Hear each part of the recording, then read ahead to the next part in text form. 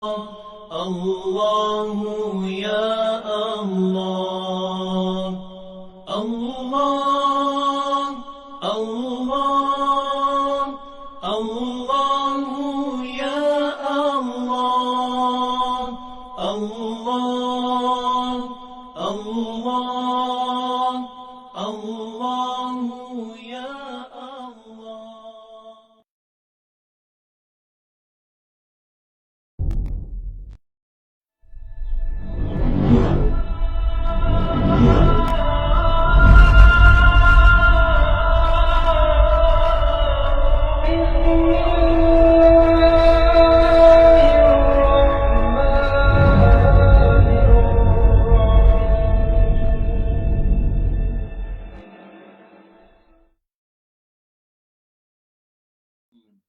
Salatu wassalamu ala sayyidina Maulana Muhammad wa ala alihi wa sahbihi ajma'in. Rabbi shrah li sadri wa yassir li amri wa hlul 'uqdatam min lisani yafqahu qawli.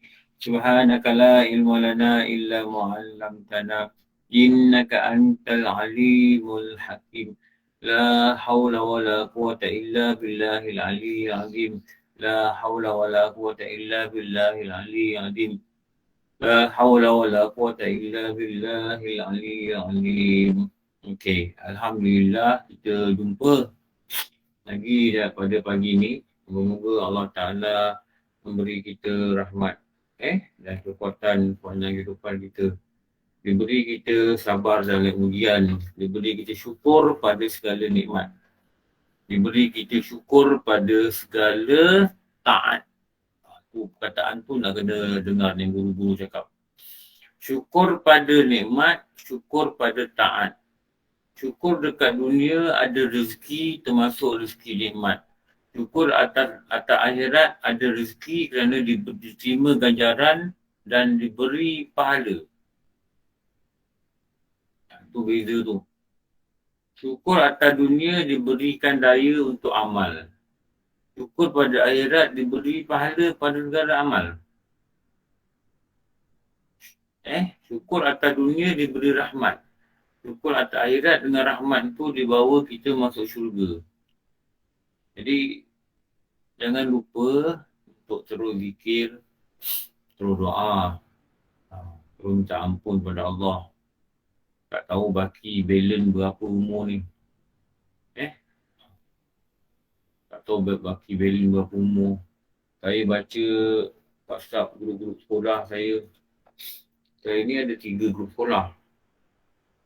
Satu sekolah Ampang, satu sekolah rendah, satu sekolah menengah, satu tingkatan 1 sampai 3, satu sekolah menengah, tingkatan 4 sampai 6.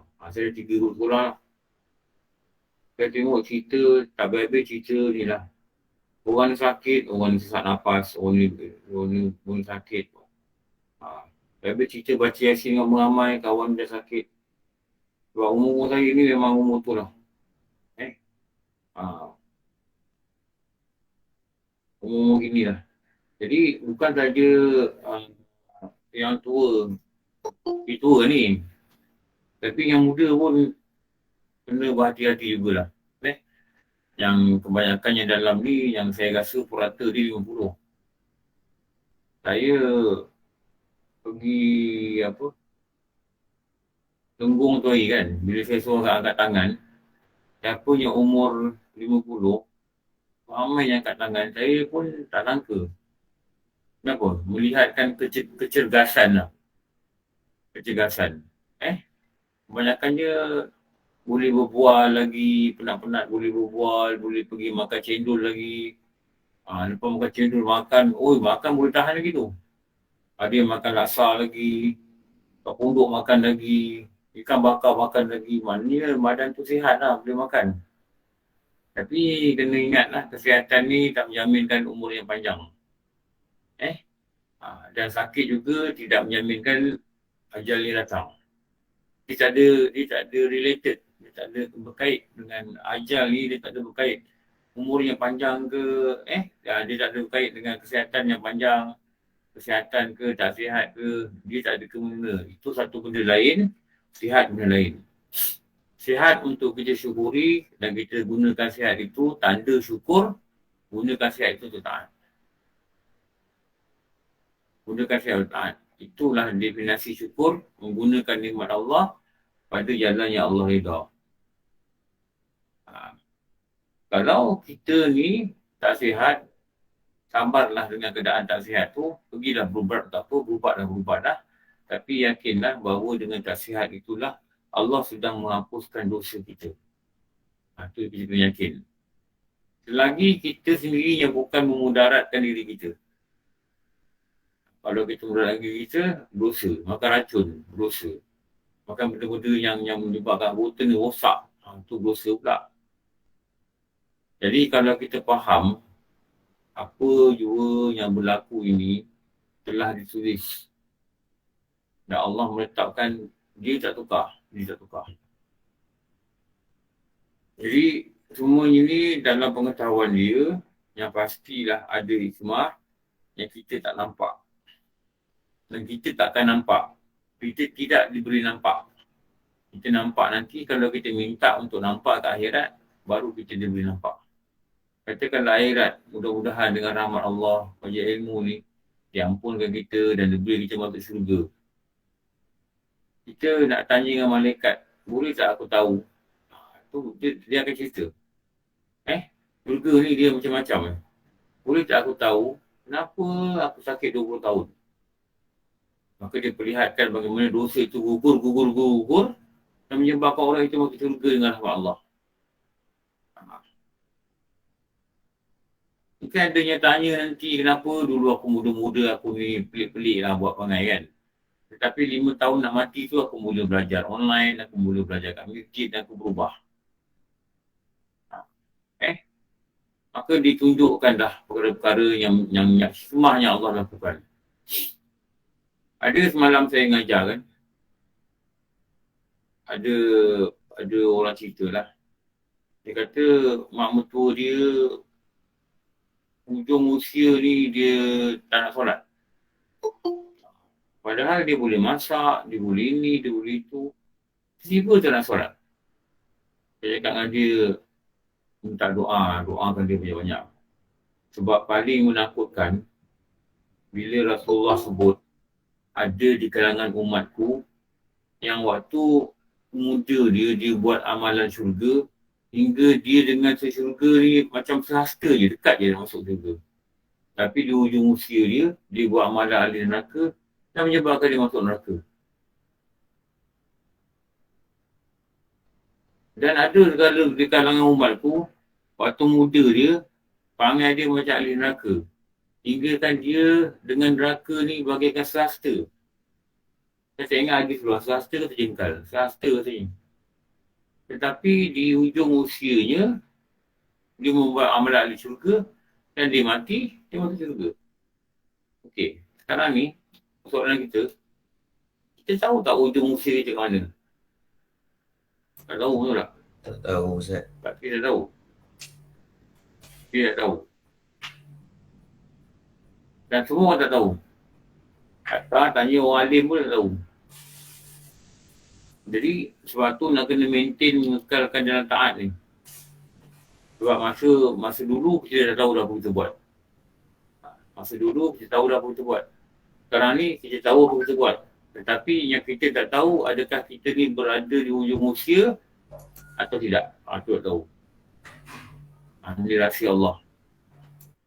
Kerana macam mana ayat tu? Allazi halakal maut tawal haya taliyabluwakum ayyukum ahsanu amala. Allah jadikan mati dan hidup ni supaya Allah nak lihat siapa yang di kalangan kamu ni ahsanu amala.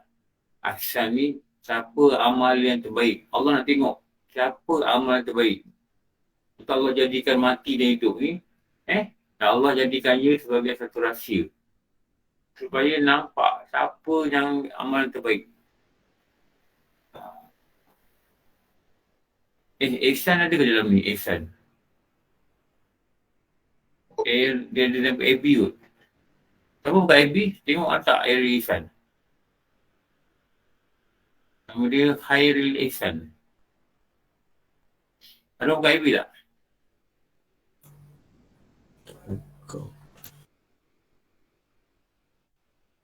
Oh, malam ni tak ada.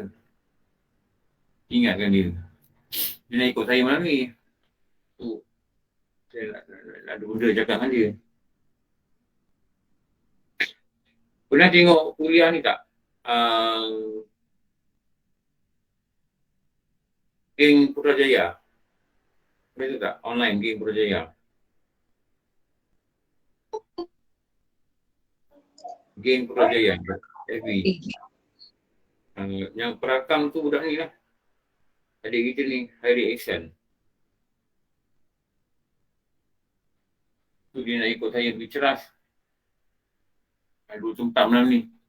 Malam ni siapa tak ada apa, jom lah ikut. Dua tempat. Saya kenalkan kawan kat sana.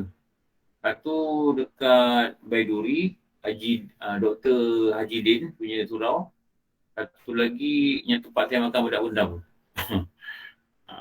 Siapa free boleh ikut datang rumah saya. Datang rumah saya 6.30 boleh lewat. Kalau lebih 6.30, selamat tinggal bungaku. Tunggu. Okey. War ada tak war? Ada Ustaz. Ingatkan kat kubur. Ada rumah Tak Ustaz. Ada Ustaz. War tengok war sambung mana muka? Okey, muka surat 57. Perenggan kedua, bersabda Nabi SAW. Okey.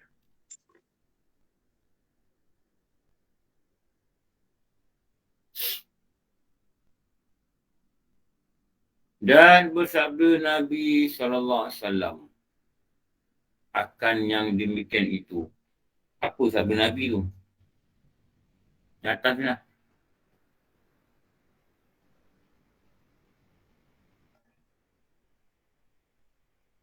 Tidak dapat kemenangan oleh kaum yang memiliki mereka itu oleh orang perempuan. Inilah. Ini hadis ni. Yang dikatakan bersabda Nabi tu, ini hadis ni. Inilah benda ni.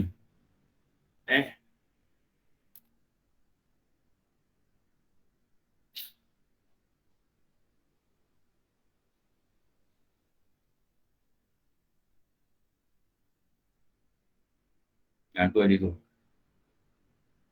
Bahawa sesungguhnya apabila mengikut seorang lelaki akan isterinya di dalam suatu yang disukai oleh hawa nafsunya, maka iaitu jadi hamba bagi isterinya.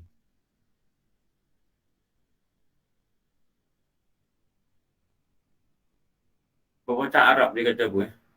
Apa kata perkataan Arab? Seorang itu akan menjadi hamba pada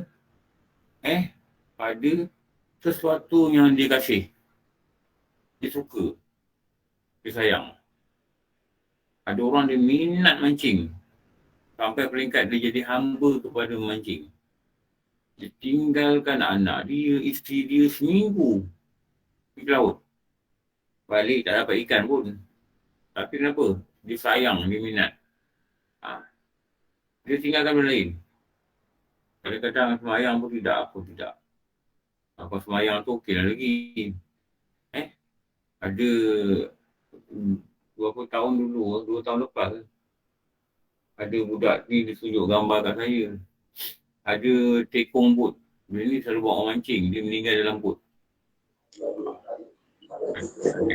Orang Bangi. Bukan soal meninggal dalam bot ke, luar bot ke. Dia kata berapa lama orang pergi mancing ni? Seminggu. Dia fikir kan, seminggu dia mancing lama sangat kan. Tapi kalau orang minat, dia tak kisah. Dia tak kisah. Ada orang, dia suka belajar. Satu hari dia ikut 6 kelas, 7 kelas online. Ikut kelas saya, ikut kelas orang lain, dia ikut. Kenapa dia ikut? Kenapa? Dia mesti minat benda tu. Lepas tu, perkataan Arab kata, seorang itu akan jadi hamba kepada apa yang suka. Lepas tu, kita kena suka benda betul. Kita kena sayang dengan sungguh-sungguh betul-betul. Kalau sayang sungguh-sungguh pada bini, jangan jadi hamba bini. Sampai peringkat jadi hamba bini. Bini buat cakap apa je yes. Cakap apa je yes. Nak apa je yes. Tak nak bantah langsung. Kalau yang dia cakap itu betul, kita kena yes. Kalau dia nasihat kita. Bang, berhentilah bang. Terupuk ni, yes. Bang jangan makan manis-manis ni bang. Boleh manis, yes. Itu patutnya kita ikut lah. Kalau kita ikut, itulah kesilapan kita. Bang jawab kita laju bang. Ni laju ni bahaya. Yes. Tu kena yes. Kenapa? Itu kebaikan. Tapi kalau benda yang tak baik yang kita tahu, yang banyak benda yang tak baik, kalau dia ajak kita buat, dia suruh kita buat, maka kalau kita kata yes, maka dia katakan orang itu menjadi hamba pada isterinya. Kerana isteri dia sedang mengajak dia sesuatu yang ikut nafsu dia yang tidak bertepatan dengan syarak. Ni. Maka jadi apa? Maka jadi ni. Ni apa ni?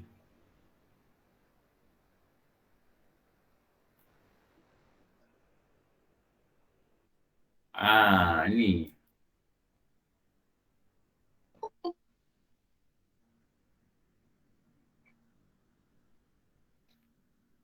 Maka sungguhnya binasalah ia.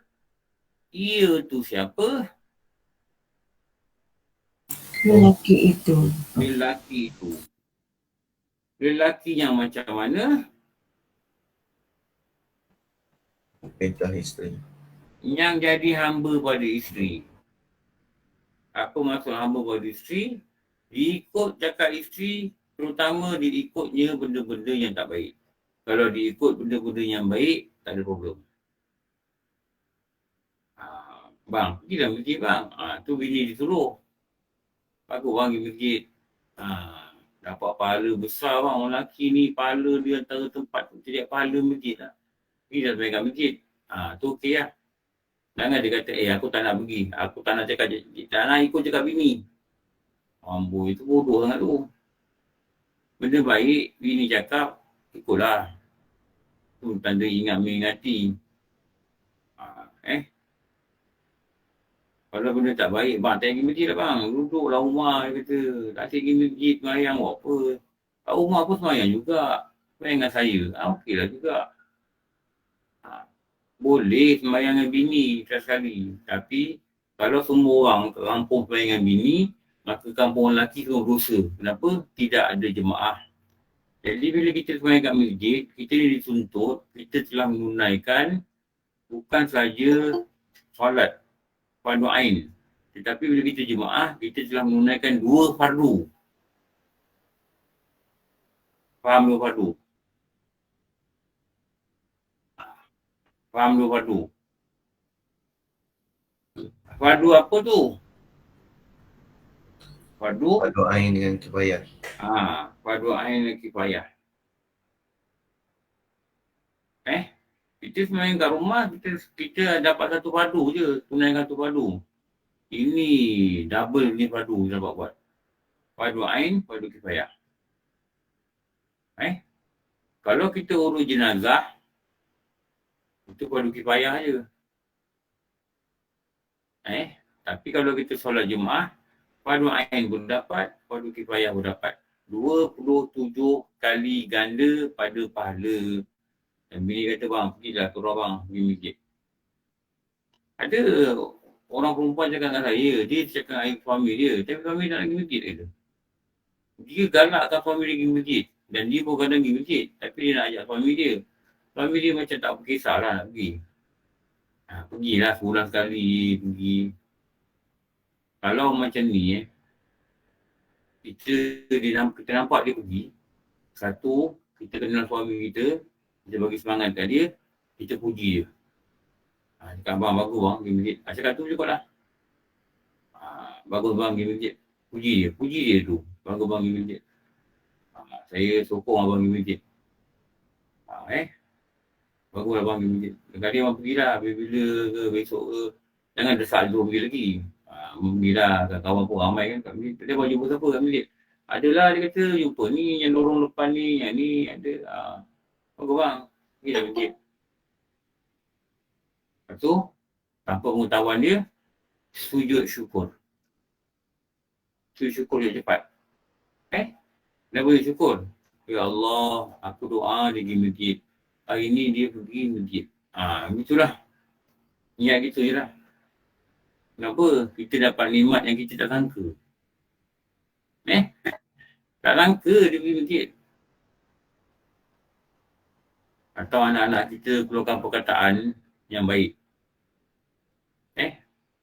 Yang baik. Gimana kita kata hidup ni kena sabar lah sebenarnya. Dia kata cakap gitu. Dia cerita kisah kawan dia. Dia cerita kisah kawan dia. Tiba dia kata hidup ni kena sabar. Kita dengar perkataan yang baik. Kalau cepat kita kata dalam hati kita, kalau tak syukur sekalipun, cepat kita kata, Ya Allah, terima kasih. Dia faham pada agama dia. Faham lah tu sebab kena sabar. Dia faham pada agama dia, Ya Allah.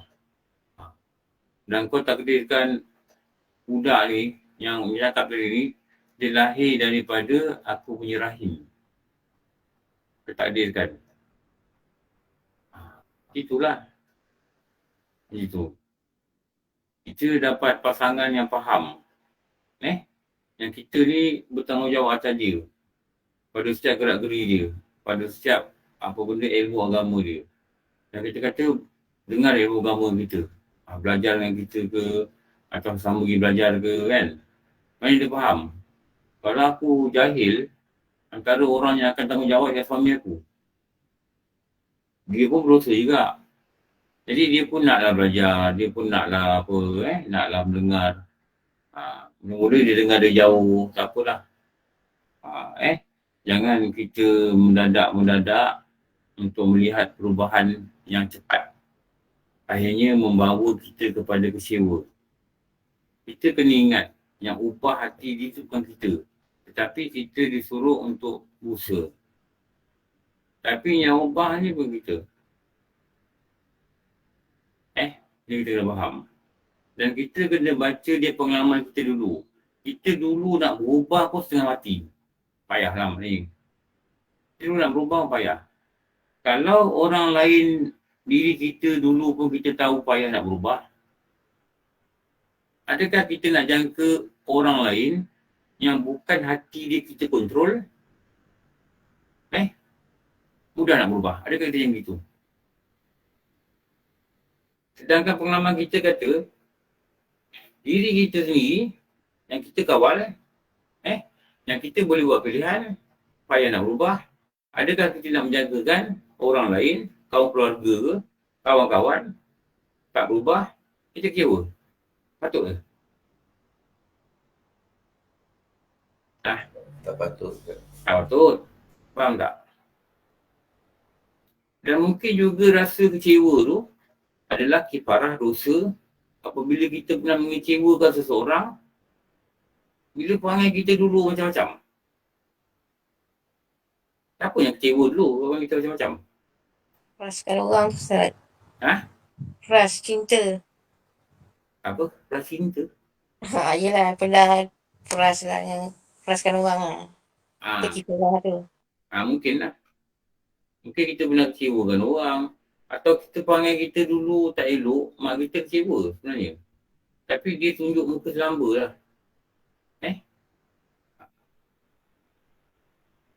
Jadi sekarang kita pula nak suruh orang berubah. Dan macam mana dulu orang suruh kita berubah, tak berubah. Kadang-kadang mak kita sampai mati harap kita berubah. Dan kita tak berubah. Kadang bapak kita sampai mati harap kita berubah. Kita tak berubah. Dan 10 tahun dia mati, baru kita berubah. Betapa kecewanya hidup dulu yang disuruh dalam hati dia. Betapa kecewanya adik-adik kita, mungkin adik-adik kita ni ada nyawa agama, dia tengok kita ni lah macam, dia doa-doa, dia menangis kadang. Tanpa dia sedar. Mungkin datuk kita, mungkin pakcik kita, dan yang pasti mak bapak kita. Dia tengok kita ni semayang pun lebih kurang, dah tua pun semayang lebih kurang. Dia perhati, kita datang rumah dia, dia perhati tau. Dia perhati Zohor tak semayang. Ini contoh ni. Anak-anak pun dia tak sembahyang. Bini pun entah sembahyang tidak. Bini boleh kata dah cuti. Nak kata cuti, ada lama dalam cuti. Dah cuti permanent. Lepas tu mungkin agaknya mak ni sangka baik. Dia jamak takhir kot. Gitulah. Ni buat ni cerita balik raya ni. Tengok asar pun tak sembahyang. Zuhur pun tak sembahyang. Dia tak sedar mak dia pantau dia macam CCTV tu. Akhirnya mak dia diam je. Dan mak dia pun sedih lah, rasa bersalah. Ya Allah, aku salah didik dia kot. Maafkan aku Tuhan. Sampai mak dia rasa gitu. Sebenarnya bukan masalah mak dia salah didik dia. Tetapi dia yang memilih jalan yang tidak berapa cantik dalam kehidupan dia. Maka kecewa lah mak ni. Sedih lah dia. Walaupun dia akui hidayah ni dia bukan boleh bagi. Tapi dia harapan tinggi, dia kecewa. Akhirnya bila Allah nak apakan dosa ni, supaya dosa mengecewakan dia ni, kita buat mati, dijadikan kita ni pula kecewa dengan somebody. Ada orang kecewa ke kita. Macam mana mak kita rasa. Supaya apa? Supaya terhapuslah dosa kita, membuatkan orang lain kecewa. Okey. Faham ke tak faham? Faham Ustaz. Faham. Macam kifarah. Faham Ustaz. Ni kita lah. Saya nak sikit-sikit Orang Jawa kata karma. Karma. Orang Jawa. Orang Jawa, bukan orang Jawa. Orang Jawa. Orang Switzerland kata karma. Oh. Okey. Ini kisah penawar bagi hati. Saya nak ini saya salin lah.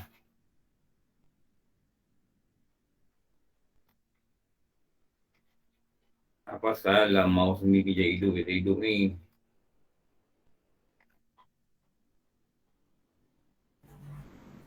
Jangan dah buat kelakar. Bat, nak tanya Bat. Kalau mouse terbalik kenapa? Allah. Kita Kalau tolong mouse- ke bawah, kita jutin ke atas. Mouse terbalik. Ah.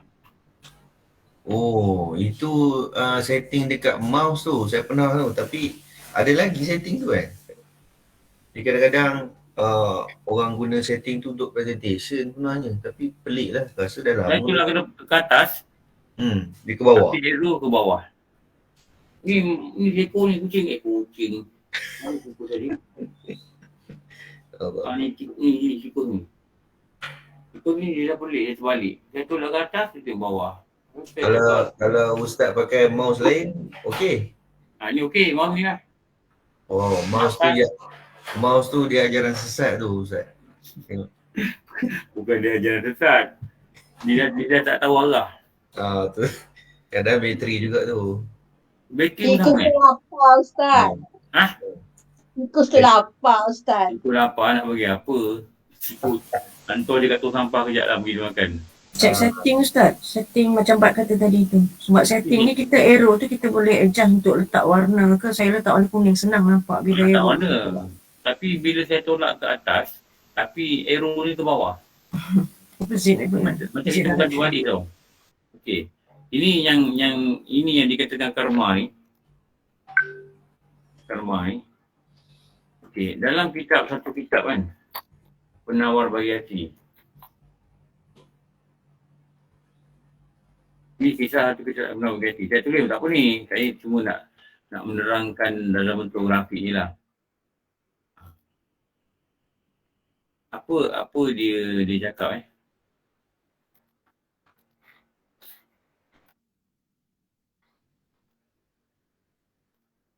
berkata Nabi apa? Musa lah tidak. Tunjukkanlah keadilanmu wahai Tuhan. Musa dia cakap dengan Allah gini.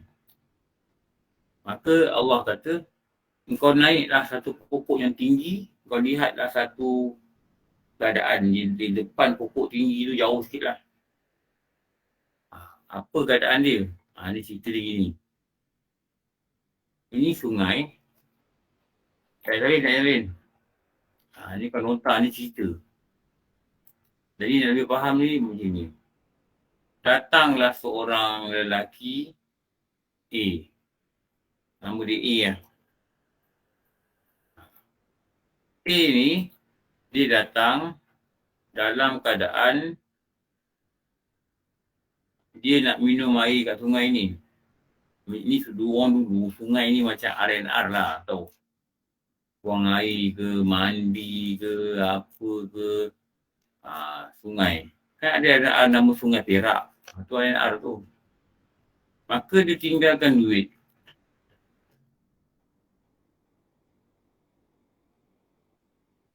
Lepas tu, dia datang ni. Lepas tu, dia pergi. Dia tertinggal duit ini dekat sungai.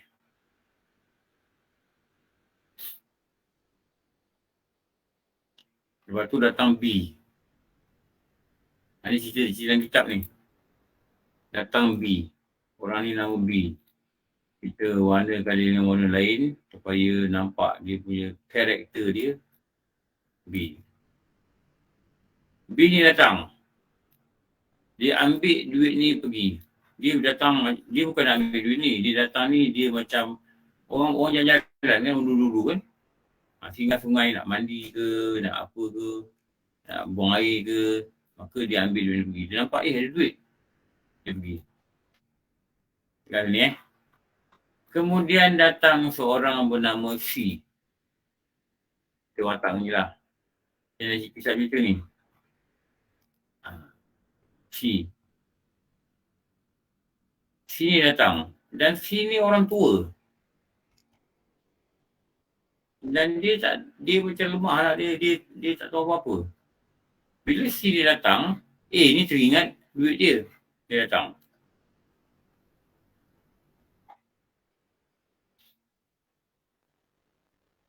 Dia datang. Dia tanya C ni, mana duit aku? C ni kata aku tak ambil. Dia tak percaya. Berani orang tua ni, tak percaya. Maka apa dia buat? Dia bunuh C. Dia bunuh C. Jadi watak C dah habis.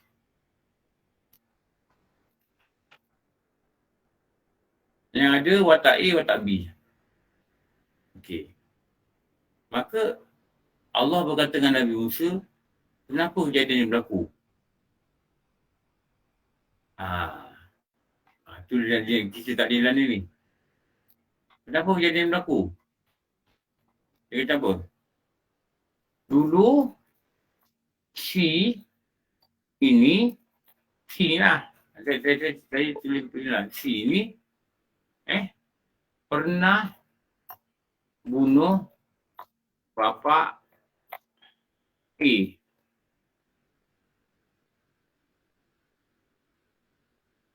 Jadi Allah karmakan yang A ni pun tak tahu C ni yang bunuh bapa dia. Jadi Allah karmakan A ni bunuh C.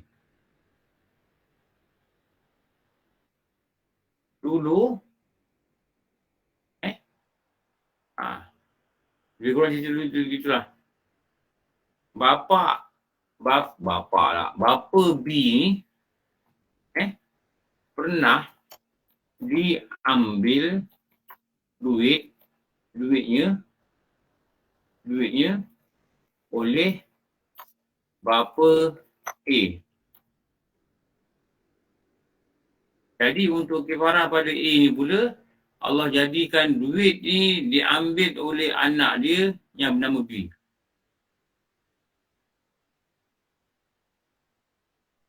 Ini yang peristiwa Nabi Khidir tu kot katanya Ustaz. Rasanya Apa? Nabi Musa dengan Nabi Khidir ni, Nabi Khidir dia bukan Bukan. Nabi dia bukan. Tapi peristiwa Nabi Musa. Bukan Musa peristiwa Nabi dia tak ada. Okey, baik. Gini.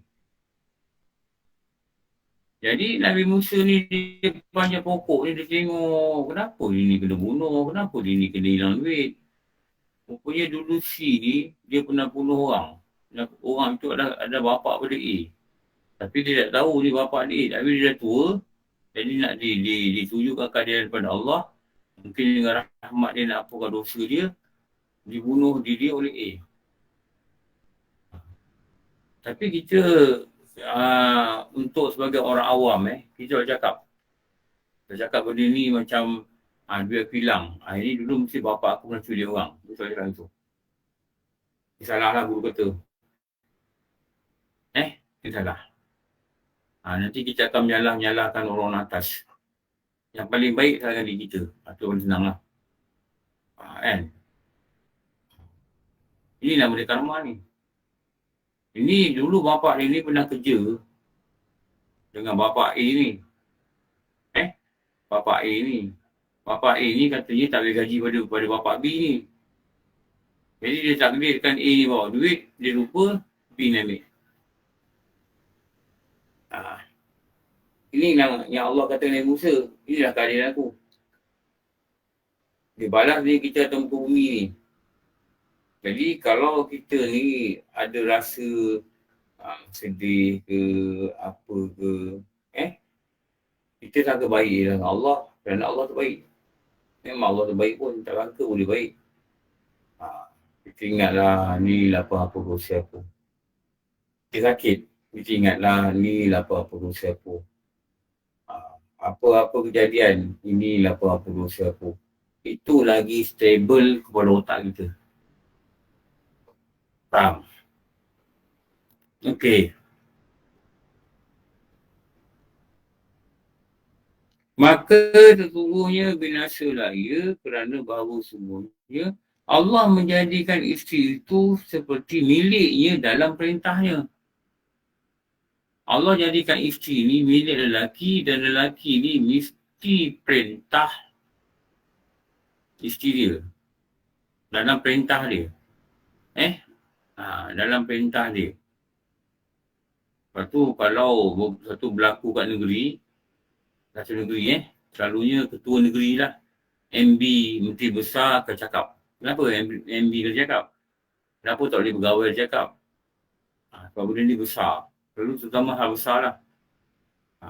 Kenapa? Bawah kawasan dia. Dan dia bertanggungjawab untuk menjaga. Lepas tu dia cakap. Dia kena responsible lah. Bukan kata dia yang salah. Tak. Tapi dia kena tahu dengan detail apa yang berlaku. Sama juga macam isteri ni. Dia ni di bawah milik dan dalam perintah suami dia. Lepas tu suami dia kena tahu setiap tempat dia pergi dengan siapa, dia buat apa, dan tahu setiap belanja dia beli apa, kenapa dia beli ni, untuk apa, dia kena tahu. Dia berhak untuk tahu. Kalau isteri dia tipu dia, berusaha lah isteri dia, itu je. Berusaha pada apa? Berusaha pada suami dia, kenapa tipu. Kenapa suami dia berhak? Sebab isteri tu adalah milik perintah dia. Atau kalau isteri tu jahil pada ain, buat dosa sebab suami tak ajar, pakai sebelah ketat, suami tak cakap, maka suami dia akan berdosa. Lepas tu suami dia berhak cakap, kau jangan pakai. Tapi kalau dia cakap, kau jangan pakai, dia pakai juga. Kau jangan keluar, dia keluar juga. Kau jangan pakai baju ketat, dia pakai juga.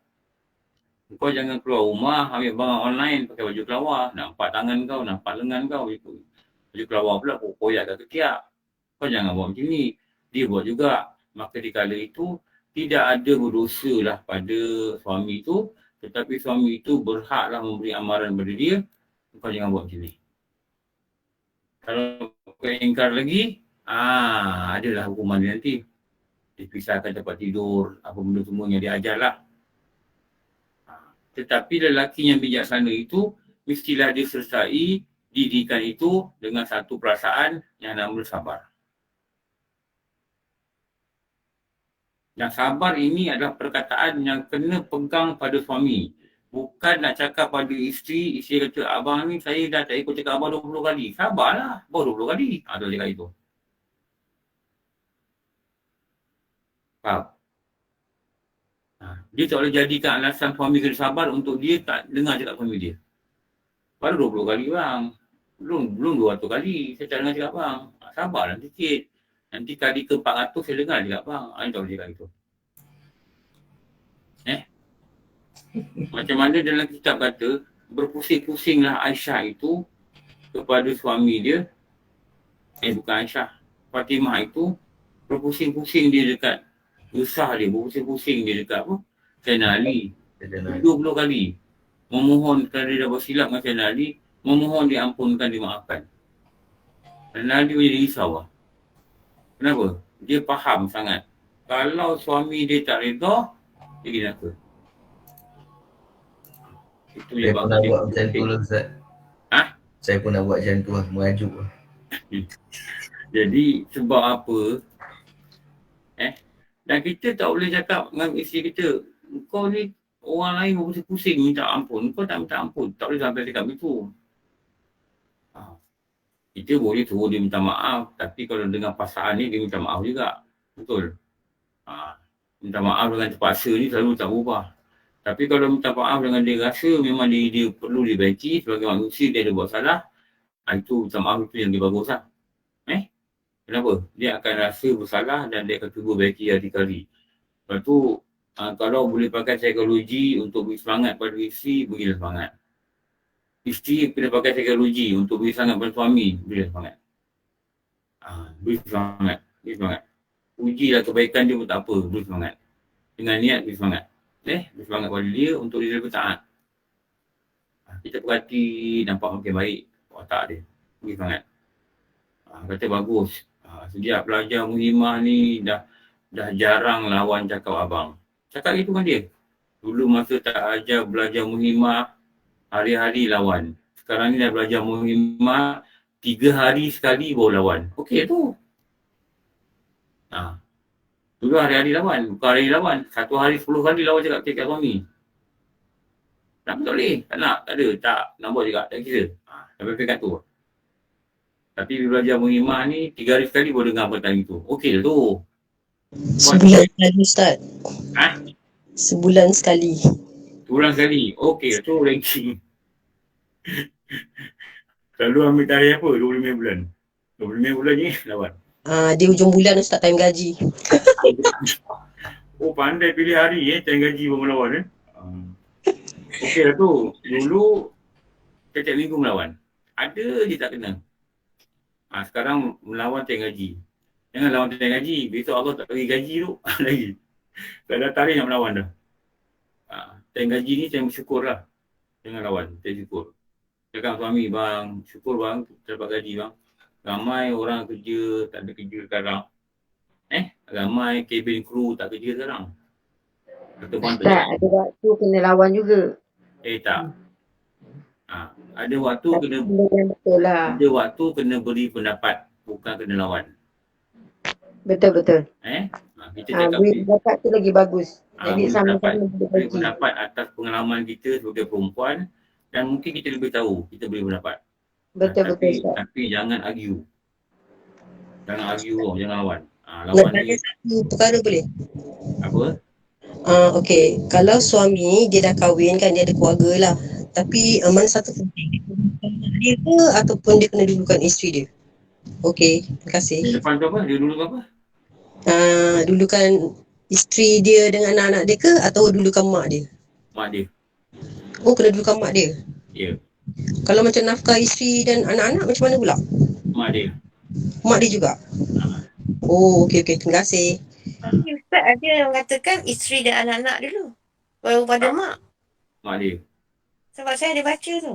Sebab mak dia ada orang lain bagi. Kalau orang yang tak bagi, dia kena bagi mak dia. Bukanlah makna dia bagi mak dia ni sampai dia tak bagi pada anak-anak dia. Tak. Oh, maksudnya kena balance lah ya? Kena balance dan dia bertanggungjawab melihat akan mak dia keadaan. Kalau mak dia tak ada apa nak makan, bagi duit kat mak dia. Tu je. Kalau dia bagi duit kat mak dia, sampai dia tak boleh dia bagi duit kat mak dia, sekadar keperluan mak dia, sampai dia tak mampu bagi kat keluarga dia, maknanya dia gagal lah. Dia ada nafkah pada suami isteri dan dia ada tanggungjawab pada mak bapak dia. Sebab apa? Dia anak lelaki. Ustaz, ni maksud dia seorang perempuan tu bila dia masih ada suami dan dia juga ada anak yang dah ada pendapatan, jadi seorang perempuan tu dia akan dapat nafkah daripada dua pihak lah Ustaz ya, suami dan anak, macam tu ke? Suami dan anak. Maksud dia macam Kalau anak dia nak bagi. Nafkah ni adalah keperluan. Keperluan sebenarnya. Kalau isteri tu, dia dah cukup dengan suami dia, kenapa nak minta dengan anak dia? Nafkah ni maksudnya keperluan dia. Kita boleh collect, okey, engkau anak kau boleh bagi aku 200, engkau anak kau bagi 200. Tak, bukan tu. Bukan tu. Bila suami, isteri ni dah tak ada suami, dah tak ada siapa bagi dia makan, waktu itulah anak-anak tu akan mengambil alih tanggungjawab sebagai anak. Itu mak bapak, dia anak tak bagi duit boleh dia kaya. Malah dia yang boleh tolong anak-anak dia tang. Allah rezeki dia gitu. Bukan kata wajib anak ni bagi duit kat mak. Tak. Wajib dia memperlihatkan kebajikan dia. Tu je. Kalau kebajikan tu tidak perlu pada duit, tidaklah perlu duit. Betul tak? Kalau kebajikan itu perlu pada duit, perlulah pada duit. Bukan maksudnya kita lihat kebajikan ni kita mesti bagi duit. Tak. Tapi sebagai tanda menghargai lah. Ada orang bapak dia banyak duit, mak dia banyak duit. Tapi dia bagi jugalah RM20 ke RM50 sebulan, 100 ke 200 ke. Bukan kerana mak dia perlu duit. Mak dia pun ada banyak duit. Bapak dia perlu banyak duit. Sebagainya orang tua kata mengambil berkat kepada rezeki dia. Tu dia hulu mak bapak duit. Ada orang tak pernah hulu mak bapak duit. Ada orang mak bapak susah pun tak bagi duit. Ada orang bapak senang dia bagi duit. Betul tak? Kita niatkan sebagai membalas jasa dia pun tak apalah. Ambil lah mak ni 100 untuk apa? Apa-apalah mak nak simpan ke, mak nak pergi makan ke, mak nak beli baju ke, apa ke. Kalau mak dia tak payahlah, mak pun banyak duit. Dia nak bagi juga, bagilah. Ambil nombor akaun tu. Transfer je lah. Betul tak? Ustaz, Kita mampu lah. ada orang cakap kalau mak kaya pun anak kasih kena terima, takut anak kecil hati. Terpulang lah. Tiba-tiba lah. Kita cuba kata tak payah tu bukan maksud kita tak terima. Kalau dia rasa dia lebih perlu, ambil lah. Tu maksud tak payah. Anak tak kecil hati lah. Anak kecil hati. Kenapa dia kecil hati pula? Ambil berkat lah Ustaz ya? Orang kata tu ambil berkat. Kenapa dia ambil berkat? Tu kata ambil berkat. Tak payah cuba lah. Bagilah mak tu duit setiap bulan. Masuk je. Dia nak tak nak masuk je. Masuklah 30 ke 40 ke 50 ke. Bank in je. Sekarang pakai bank in kan. Kalau mak tak ada nombor akaun. Kalau ada mak ada nombor akaun. Tapi akaun ni mak tak pandai kan. Bank-bank ni. Anak ni yang pegang kad. Kita masuk je kat akaun dia. Masuk. Macam mana dengan anak perempuan Ustaz? Perempuan ni dia apa saja keluar daripada duit dia, dia mesti minta izin suami dia. Ni dia kena faham. Dia kena faham. Jika dia dah kahwin lah ya Ustaz? Dia kena kahwin lah. Walaupun duit dia Ustaz? Walaupun duit dia. Dia tak boleh buat sesuatu yang belakang suami dia. Kalau nak menderma Ustaz? Kamu juga. Macam nak suami. Sebab kita dapat duit ni sebab suami kita kerja. Sebab tu kita boleh kerja. Kalau kita tak boleh kerja, siapa tak boleh kerja. Itu je saya belajar dengan Ustaz lah. Guru-guru kita cakap itu. Tinggi betul darjat suami ni. Memang sebab apa? Dia kena tanggung every word yang keluar dari mulut kita ni. Allah akan tanya. Apa langkahnya dia buat, Allah akan tanya. Apa baju dia pakai, Allah tak tanya dia. Dia memang berdosa. Allah akan tanya suami, kenapa kau biarkan dia buat macam ni? Pak. Kenapa kau biarkan dia belanja macam ni?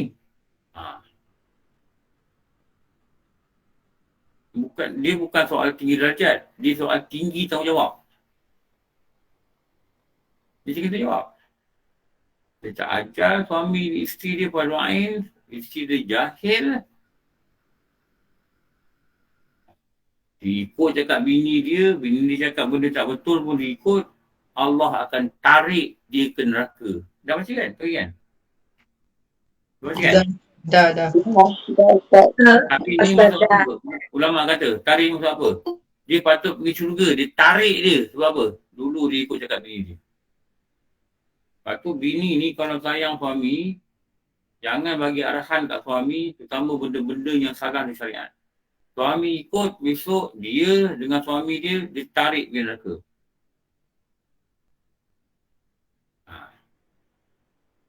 Sama lah harta pusaka apa benda, bincang dengan suami dia buat baik. Itu nama dia nak harmoni. Kalau kita buat satu belakang dengan suami kita, nanti kemudian dia tahu, itu jadi tak harmoni tu. Suami paling payah masuk syurga, Ustaz. Suami Ya, paling payah masuk syurga. betul kalau compare dengan isteri senang. Tu, dulu ada ustaz tu. Dia ngajar dekat tempat saya ngajar dulu, saya dah ngajar dah. Kuartus polis Tuan Memi Harja. Kebetulan hari itu bulan puasa, silap. Dia panggil saya tazkirah. Dia panggil ustaz ni. Saya dah confirm saya datang. Dia rupanya saya dah confirm. Jadi saya datang tengok, ada 2 orang. Lepas tu dia dah tapi dia kata tak apalah. Ustaz tu kata, dia kata ustaz tak apalah, ustaz cakap lah. Saya duduk dengar, tak apa, main duduk sini. Kita bagi 2 lah, setengah jam, 9 minit. Apa lelaki cakap, kau dengar. Kau jaga maruah aurat kau. Lelaki kata peluk, kau peluk. Dia kata itu tau, dia kata gurau. Lelaki kata goreng nasi, kau goreng nasi. Dah, kau pergi surga dah. Kau tak payah risau lelaki kau tak semayang apa. Bukan itu yang kau perlu risaukan. Dia kata. Yang kau perlu risaukan, kau dengar cakap dia ke tidak? Wah, ini ustaz dia kata gitu. Saya masa ada situ. Kau dengar tak cakap dia? Itu yang kau perlu risau. Dia tak semayang, kau doakan. Kau nasihatkan. Tapi kau tak semayang juga, tak ada apa kena-mena tercuit pada buku amal kau. Oh, ustaz cakap gitu tau. Sekali kita makan. Tak tahulah kenapa tiba je gitu. Saya dengar dia berbual dengan ada 2-3 perempuan lah yang kenal dia. Apa payah nak dia kata, juga perempuan ni, tak payah. Tapi lelaki ni, ni soalan dia banyak. Nanti. Bini tak pandai, lelaki berdosa. Lelaki tak pandai, bini tak berdosa. Bini dengar cakap lelaki, ikut cakap lelaki, dapat pahala. Lelaki ikut cakap bini, dapat pahala kalau cakap itu adalah pendapat yang menyuruh dia kepada taat, menasihat kepada taat, beri semangat kepada taat. Itu dia yang kena ikut. Tapi kalau benda yang tak bawa pada taat, tak bawa pada iman dan lebih merosakkan dia, maka Allah akan tarik dia ke neraka. Kalau dia berusaha. Lelaki kat dalam ni dengar tak? Ni yang Abdul Muhammad ni. Assalamualaikum Ustaz, boleh tanya? Ya. Tanggungjawab kita pada anak-anak kan, yang anak belum kahwin, baik lelaki perempuan, tanggungan kita kan.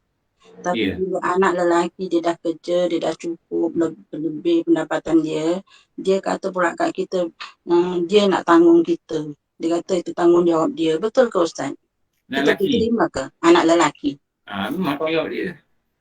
Memang tanggungjawab dia lah. Kita tak minta, dia kata dia nak tanggung. Apa dia tanggung, pahala tu dia lah. Ya. Okey Ustaz, terima kasih. Mungkin tanggung ni bukan semesti bagi duit. Tanggung ni maknanya tengok, tanya khabar, datang tengok, tanya apa keperluan. Mungkin dia duduk dengan orang lain. Mak apa mak perlu mak ni? Oh mak kata vitamin mak habis. Belikan vitamin. Kalau mampu pada duit lah. Kalau tak mampu, mungkin pada benda lain lah. Apa-apalah khidmat benda lain. Sebab apa ada pula pendapat orang. Nanti tolong tanyakan ni masjid ni. Bila kuliah ustaz ni? Pergi masjid tu dapatkan jadual bagi dia. Itu khidmat-khidmat tu. Ada mak bapak dia tak perlukan duit, tapi ada benda yang dia suruh kita cari. Ada juga mak bapak Ustaz bercakap macam ni. Sekarang mak bapak dah tua, awak dah berlebih, awak kena tanggung kita orang. Boleh ke mak bapak cakap macam tu? Boleh kalau mak bapak tak ada duit. Boleh cakap kat anak ya? Boleh. Okey. Kata mak bapak ni ada dua golongan yang guru kata dia boleh ungkit. Satu mak bapak pada anak, satu guru pada anak murid. Dia boleh ungkit. Dia boleh ungkit kebaikan dia. Lain benda tak boleh ungkit. Ini yang guru kata dalam kitab lah. Saya sampaikan je ni. Ustaz, kalau macam nak beli keperluan untuk mak pun kena minta izin Ustaz? Yes. Oh, kena juga? Yes. Oh, I see. Okey, terima kasih. Takkan suami yang biasa bukan dia izinkan saja. Dia bagi duit tolong beli. Suami yang biasa yang mampu lah kan. Ya, saya tak tahu lah. Mungkin ada lah. Suami kata no. Mungkin. Tapi saya tak tahu lah. Tapi kalau suami yang normal, yang biasa, dia kalau tak anggap, dia tak sayang mak mentua dia macam mak dia. Tapi dia masih rasa itu mak mentua dia. Kalau suami yang biasa lah. Kecuali suami dia memang benci mak mentua dia. Itu lain cerita. Itu lain cerita. Lepas tu, kadang-kadang ada orang dia tak suka mak mentua dia peringkat awal perkahwinan. Tak tahulah apa benda cerita dia belakang, dia tak tahulah. Dia memang tak berkenan. Dia nampak mentua dia pandang ni bersalam. Tak nak apa, tak nak berbual, tak nak. Jadi yang makan hati isteri ni lah. Jadi kita kena faham, hati dia ni milik Allah. Kalau dulu masa belajar, apa tu Lutfi? Asma Husna yang mengumpulkan ya apa? Ya Jamik apa? Ya Jamik Ustaz. Yang mana mengumpulkan. Dulu guru kata, bacalah dia kata. Baca zikir tu hari-hari 70 kali. Ya Jamik, ya Jamik, ya Jamik. Maksudnya Allah ni yang berkuasa menghimpunkan sesuatu.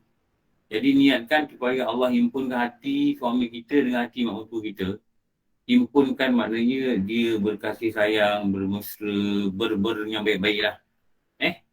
Bertanya khabar. Kalau jumpa buat tahu ke? Kadang mak mentua kita pula geram, buat tak tahu. Mak kita geram, dia buat tahu. Gitu. Kita cerita dengan mak kita. Mak, abang naik pangkat, akak berumah. Ini bukan drama tau. Ini mungkin terjadi pada relati kehidupan. Aku tak mau dengar. Tak engkau lelaki kan jadi apa. Ada tak ada sampai peringkat tu tau. Tapi Allah ni dia ada satu sifat. Ya Jamik.